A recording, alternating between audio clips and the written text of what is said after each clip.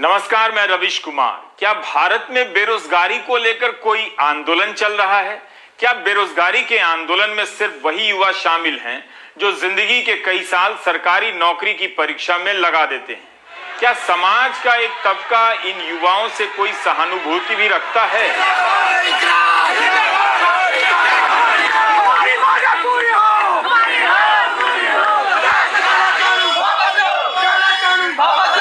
सैकड़ों इंजीनियरिंग कॉलेजों में लाखों रुपए की फीस देकर 10,000 की नौकरी ना पाने वाले छात्र क्या इस आंदोलन में शामिल हैं?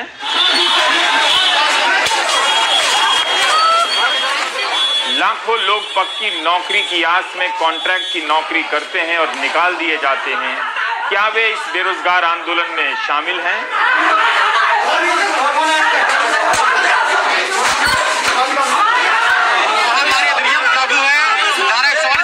बहुत से शिक्षक जो कई साल से कॉन्ट्रैक्ट पर पढ़ा रहे हैं, क्या वे इस लड़ाई में शामिल हैं? क्या वे लोग भी शामिल हैं जिनकी तालाबंदी में नौकरियां चली गईं? क्या सैलरी क्लास वाले 80 लाख भी इस आंदोलन में शामिल हैं जिनकी जुलाई और अगस्त में नौकरी चली गई?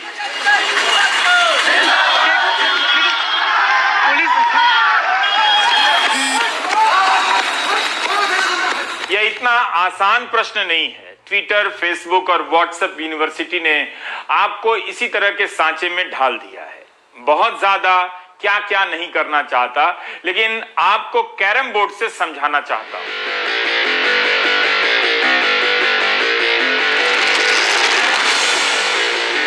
कैरम बोर्ड के सेंटर में जमा गोटियों को ठीक से देख लीजिए।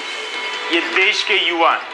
आपको लग रहा होगा कि रोजगार के सवाल पर एकजुट हो गए, गोटियों की तरह एक दूसरे के करीब आ गए। आप ऊपर से देख रहे हैं, मगर इसके भीतर का हिस्सा नहीं दिखेगा। मैं बताता हूं, इन युवाओं में सांप्रदायिकता और आरक्षण को लेकर जो भ्रांतियां भर दी गई हैं, जो कबाड़ भरा गया है, वो दिखाना चाहता हूं। वो नौकरी की कमी को, अवसरों की कमी को कारण नहीं मानेंगे, आरक्षण को मानेंगे। नौकरी ही नहीं होगी तो आरक्षण भी किसी को नहीं मिलेगा। कॉन्ट्रैक्ट और बिना पेंशन की नौकरी पर कम आरक्षण को दिन रात ज्यादा दोष देगा और अपने भीतर जहर भरता रहेगा। दूसरा जहर है सांप्रदायिकता। जो युवा इसकी चपेट से बाहर आने का प्रयास भी करेगा, उसे पसीने आएंगे, पेट में दर्द होगा, प्यास लगेगी। जहर और नशा का असर ऐसा ही होता है। प्राइम टाइम में इस मुद्दे को एक दिन नहीं कई साल से कवर कर रहा हूं। रोज इन युवाओं से बातें करता हूं, सैकड़ों मैसेज पढ़ता हूं। कोई भी चालाक नेता एक तेज स्ट्राइक से इन गोटियों को बिखेर सकता है और ये बिखर भी जाएंगे।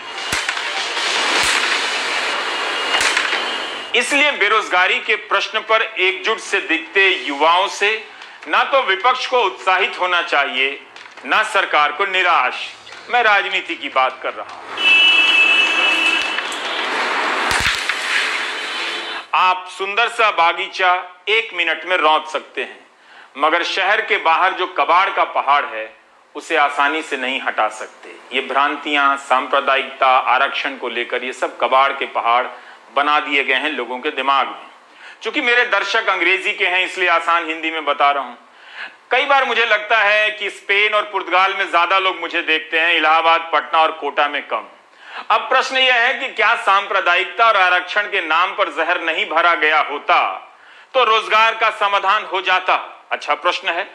यह निर्भर करता है कि आप रोजगार के सवाल को कैसे देखते हैं।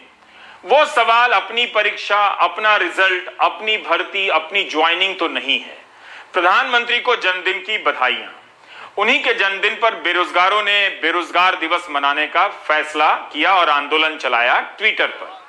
अब आप मीम देख रहे हैं, पोस्टर भी कह सकते हैं। बेरोजगार दिवस पर तरह तरह के मीम बनाए गए हैं। इनमें से कुछ कांग्रेस, सपा और राजद की तरफ से भी बनाए गए होंगे, मगर ज्यादातर युवाओं ने बनाए। ऐसे मीम को ठीक से देखिएगा। इन्हीं के जरिए व्हाट्सएप यूनिवर्सिटी में हमारे युवा खत्म किए गए। अब वही युवा मीम बनकर ट्विटर पर चीख रहे हैं। जिस गोदी मीडिया ने इन्हें कथित रूप से राष्ट्रवाद के नाम पर भीड़ में बदला, अब उसी मीडिया में 30 सेकंड के कवरेज के लिए तरस रहे हैं।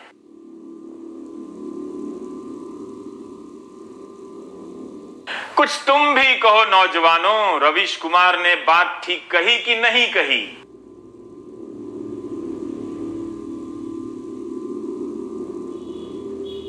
अब तुम बस एक मीम हो, जनता नहीं।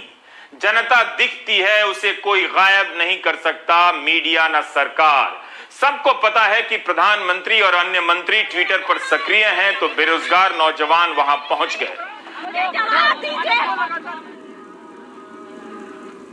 आज दोपहर 1:30 बजे तक #नेशनल अनएम्प्लॉयमेंट डे और #राष्ट्रीय बेरोजगारी दिवस के कुल 32 लाख से ज्यादा ट्वीट हो चुके थे और ये नंबर 1 पर ट्रेंड कर रहा था। अगर मैंने गलती से भी लड़ाई और आंदोलन शब्द का जिक्र किया है तो दिल्ली पुलिस से माफी मांगता हूं। मेरी तरह चक्का जाम करने वाले किसानों को भी माफी मांगनी चाहिए। दिल्ली पुलिस ने दंगों की चार्जशीट में लिखा है कि चक्का जाम लोकतांत्रिक नहीं है। देख लीजिएगा। तो अब आप क्या करेंगे? आप चक्का जाम को चक्का चालू कहें, हल्ला बोल को जुबान बंद कहें, आक्रोश रैली को मिमियाऊ रैली कहें, चेतना रैली को मति भ्रष्ट रैली कहें और आंदोलन को आरती कहें, जो कि हो भी चुका है। लड़ाई का इस्तेमाल बिल्कुल ना करें। व्हाट्सएप में तो बिल्कुल नहीं। लड़ाई की जगह दोस्ती लिखें, संघर्ष की जगह हर्ष लिखें। Anyway, let's come back to the basic question, यानी प्रश्न लाइक योगा। थोड़ी युवाओं की भी सुन लेते हैं, वाकई बहुत परेशान हो गए हैं वो। रोजी रोटी दे न सके जो, वो सरकार निकम्मी है। जो सरकार निकम्मी है, वो सरकार बदलनी है। वर्तमान समय में उत्तर प्रदेश सरकार के अंतर्गत चपरासी से लेकर के पीसीएस तक में 7 लाख से ऊपर वैकेंसी खाली है सरकारी पदों में। प्राइवेट संस्थानों में दिन पर दिन कर्मचारियों की छटनी हो रही है।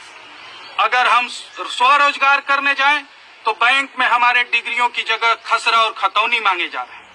इस भयावह परिस्थिति में इस देश की सरकार जो पद है भी उसको भी संविदा पर करने जा रही है। और आपको 10, 20, 50 की संख्या में जरूर है, लेकिन जब आपके सामने 10, 20, 50 हजार की संख्या में आएंगे तो योगी जी आपको घुटने टेक देना पड़ेगा, छोड़ के हट जाना पड़ेगा। हमारे देश के स्वघोषित उनका जन्मदिन है कि नहीं यह पता नहीं, लेकिन उन्होंने घोषणा किया आज उनका जन्मदिन है। स्वघोषित विश्वकर्मा जी को उनके कामों को याद दिलाने के लिए आज हम लोग बेरोजगार दिवस मना रहे हैं। उन्होंने सत्ता में आने से पहले कहा था कि हर एक वर्ष 2 करोड़ रोजगार दिया जाएगा युवाओं को। 2 करोड़ रोजगार का तो छोड़ दीजिए, आज 6 साल हो चुका है, 50 लाख रोजगार जा चुके हैं और 1 लाख रोजगार का भी सृजन नहीं हुआ है। और लगातार जितनी भी प्रॉफिट मेकिंग कंपनियां थी उनको सरकार के द्वारा बेच दिया जा रहा है और लोगों का रोजगार जा रहा है। इसलिए आज हम लोग इस अवसर पर राष्ट्रीय बेरोजगार दिवस मना रहे हैं और इस अवसर पर जितने भी फॉर्म हैं उनको दिखा रहे हैं कि यह जो फॉर्म निकलता था यह बंद क्यों हो गया। जैसे मैं बीए का पार्ट 1 का छात्र हूँ, अब तो मुझे अगर अभी मैं पढ़ाई करता हूँ 1-2 साल बाद तो फिर तो मेरे फ्यूचर फिर अंधकार में चल जाएगी। और मेरा ही फ्यूचर क्या, अभी जितने सारे भी युवाएं हैं उनके उन सबों के फ्यूचर अभी अंधकार में चल जाने वाले। तो मैं तो यही कहना चाहता हूँ कि मोदी सरकार और हेमंत सोरेन जी को कि वो लोग कुछ सोचे हमारे बारे में, क्योंकि अगर आज हम लोग पढ़ाई करें तो यही सोचे कि आगे जाके हम लोग को अच्छा जॉब मिलेगा, लेकिन ऐसा तो नहीं है। हम लोग को अभी अंधकार में रखा जा रहा है। हम लोग को सिर्फ इस बात पे बोला जा रहा है कि आप लोग बस वोट दीजिए, हम लोग आगे देख लेंगे। कल ही यानी 16 सितंबर को राज्यसभा में बीजेपी सांसद विनय सहस्त्रबुद्धे ने महाराष्ट्र सरकार के स्वास्थ्य विभाग में खाली पदों को लेकर सही प्रश्न किया। कहा कि हेल्थ वर्करों के इतने